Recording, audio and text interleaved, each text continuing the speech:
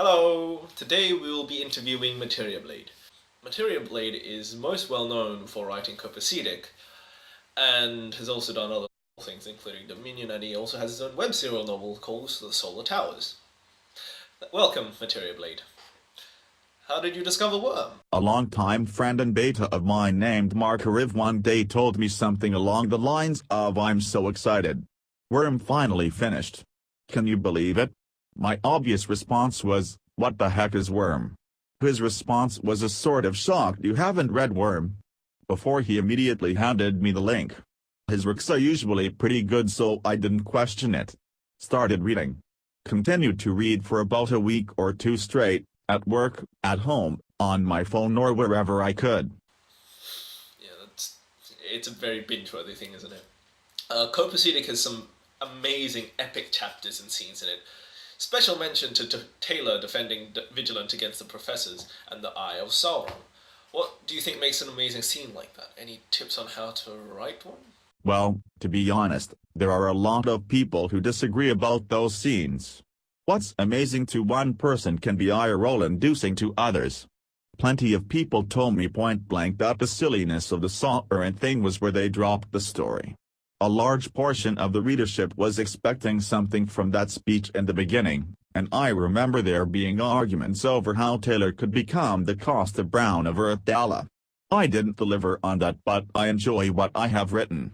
In a more general sense, though, writing epic scenes is all about build-up. You can make anything happen believably if you throw enough build-up at it. Another thing you need is personal enjoyment. If you find yourself writing a scene that is dull and a chore to write for you, your readers will likely consider it to be just as much of a chore to read. So choose your scenes wisely and with the angle and pop that lends the highest entertainment value possible. I love the Worm, The Lost Days round robin you started. It was just such an odd thing to read about Taylor's escapades during the time skip, and yet so cathartic. Is there anything you would have liked to see expanded or written about, and what could have been? I'd have loved to see The Lost Days take off, and I remember being kinda bummed that only a few people gave it any attention. In retrospect though, I don't think it could have. It was painfully close to the generally horrible every character is in high school fix that you see in Harry Potter or Naruto fandoms, and I'm not sure I would have enjoyed that. On the other hand, the idea of Taylor, or any MC really, in a normal situation after having gone through canon has always intrigued me. If Weaver were sent to high school after her ward's recruitment, then she would be sort of the anti-glory girl, which I always thought was fun. What was your favorite part of Worm? Chrysalis. Arc 20. Hands down, no question. Yeah, I feel about the same way. For me, it's Arc 20 to 22-ish. A lot of your stories seem to revolve around post-Golden Morning. Besides obviously Copacetic, there's also a Dusty Silk costume and She Seems Lonely, which I absolutely adore as a self-contained snippets. What is it about post-Golden Morning as a setting that's so appealing to you and to me and to others? The lack of fix to sate that curiosity. I can think of 5. Maybe 6 post-Gold Morning fix off the top of my head. Half of which are crossovers, so the Worm setting gets drowned out. I feel like Copacetic was only popular because I hit the readership with it only a few months after Worm itself ended. If there were as many post-canon fix as there were SIAs, people would be sick of them. But as it is, people leap on stories like The Student the second they update, admittedly because Beacon Hill is awesome, but also in part because they want the story, Taylor's story, to go on. Bo left her with an ambiguous and, to many, unsatisfying ending, and seeing her get a happy, or more definitive one is a big hook. You always seem to focus on Taylor, and there's often a rather interesting twist, i.e. Copacetic, Dominion, Hypnos, Trio of Knowledge, etc. As you well know, the fandom has a laser-guided focus on Taylor, and stories, particularly good ones, that follow another's character or even an OC are far and few between. Do you think we're limiting ourselves by focusing on Taylor, or is it the natural progression of a fandom? Taylor is, obviously, my favorite character. I find myself actively ignoring fics that don't have her as the MC, which is worth feeling guilty about. Bring back Dauntless. Bo left a lot great characters, but since he told the story in first-person POV, the interludes were never enough to really attach me to any of the other characters. So much so, that I actually think my most recent chapter of Copacetic might have been the very first time I've ever even given Tattletale active dialogue in any of my fanfics. That said, there are spectacular fics out there that don't only focus on Taylor. Riddick's Cenotaph, or Dragon Unbound, are the ones that roll off the top of my head. Maharil and Hey Missy a few seconds later. It takes good writing to pull readers away from MC-centered stories to those written about side characters, so it's only natural that there aren't too many. Overall, yeah, I think it's fine that the majority of Worm fics are Taylor-centric. Besides, that'll probably change when Worm 2 comes out anyway. It should be really soon, actually. Fingers crossed. What was your favorite thing to write? Hard to say. Copacetic, I suppose, though I admittedly had a lot of fun throwing Taylor's power set for flavor text together. Now, not to go on too much about Copacetic, but there was a time when it updated every Saturday. Then Saturday became whenever it updated, and now it slowly and gradually grows and grows. Is this because of motivation, more important things, other ideas, scope and quality, or something else? Also, please tell me and everyone watching that Copacetic is going to eventually finish. Copacetic will finish. It's kind of a desperate life goal at this point for me to finish something. Anything. Copacetic is my flagship, and unlike her war and so be it, this one I will ride to the docks. It might take a while, but do not ever assume it dead. I just recently separated from the military, so I'm in school. And broke again. After I'm done with that, fall next year, I suspect my writing will pick up to a better speed. Though, by then the story will probably be done.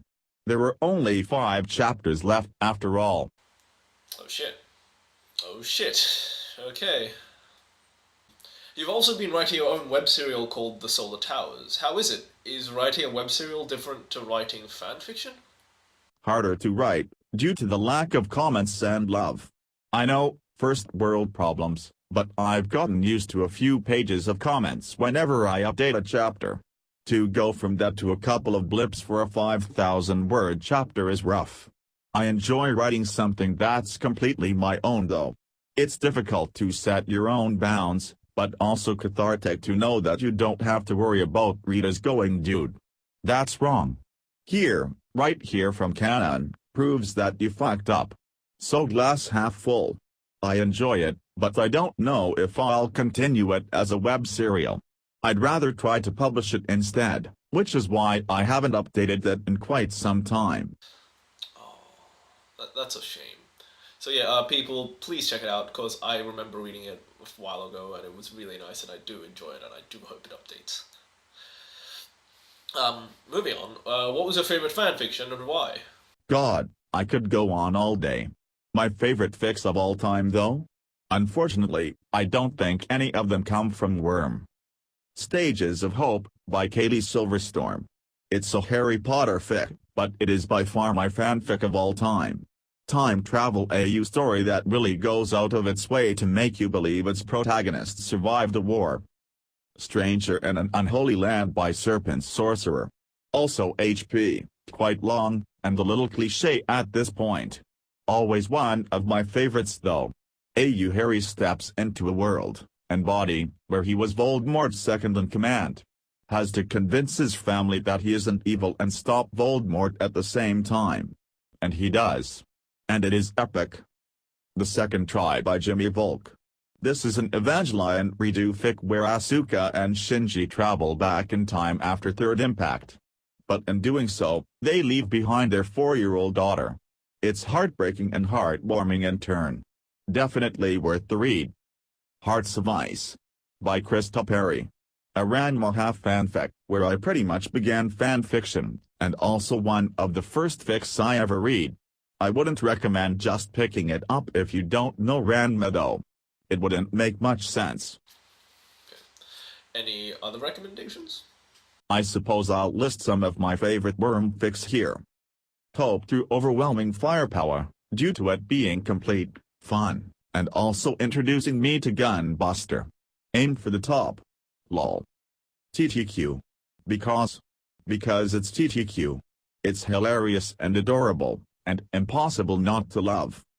Outcry. There's something awesome and mythical about that story and I can't fucking wait for it to start updating again. Actually, this is probably my favorite worm fic. Scarab. Best Endbringer fight, bar none. Silencio. The Student. Cenotaph and sequels obviously. Zenith.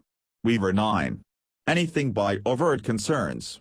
And for some strange reason I really like the Green Lantern fic. No evil shall escape my sight. The writing wasn't overly incredible but I really enjoyed it. Those are my favorites that come to mind. I'm sure there are others. Exiled and Gambit are pretty high up there but I'm biased on those since I beta for the author.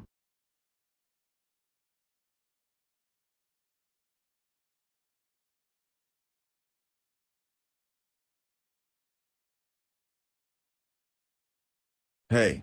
Well, the rise of FF.net was interesting. I kinda started with it. Pretty sure my FF.net account dates back to 2003. I was 14 then and I remember writing some downright hilariously bad fics. Most of them are still posted. Feel free to, please God never, read them. Before that you often had to go to off-kilter sites to find the really good fanfics. While FF.net was there from the beginning for me, and its website really hasn't changed all that much, I used to have other go-to sites for fics, all of which faded out over time. The penultimate Tranma fanfiction archive hosted a lot of them and the fanfiction mailing list was just a hair before my time, along with the now mostly dead TFF. All of which were interesting communities. All the best ones had their own website though. Hearts of Ice, Relentless, Comes the Cold Dragon, Gemma's Daughter, Girl Days, etc. etc. It was years before I finally lost all interest in Ranma in favor of Naruto, Harry Potter, and finally were mostly due to the active community of entertaining fanfics. Still, I've never really been much for conversation. I've been on SB for 2 years now, and still don't even have 2,000 comments so my view on the changes in the community are biased since I usually drop a fic after a few chapters if I don't enjoy it. On the whole, in any fandom usually there are a few specific authors who impress you with everything they write, and then there are diamonds in the rough that are usually more guilty pleasures than actually good writing. For example, I obviously enjoy overpowered Taylor fics. Tends to make me think they're better than they actually are. I used to read bad fics and point out to myself what was bad, to me, about a specific line or paragraph and how it could be better in order to make myself write better but I haven't done that in a long time either. Fair enough, fair enough. Well, thank you very much Materia-Blade and I'll see you guys next week.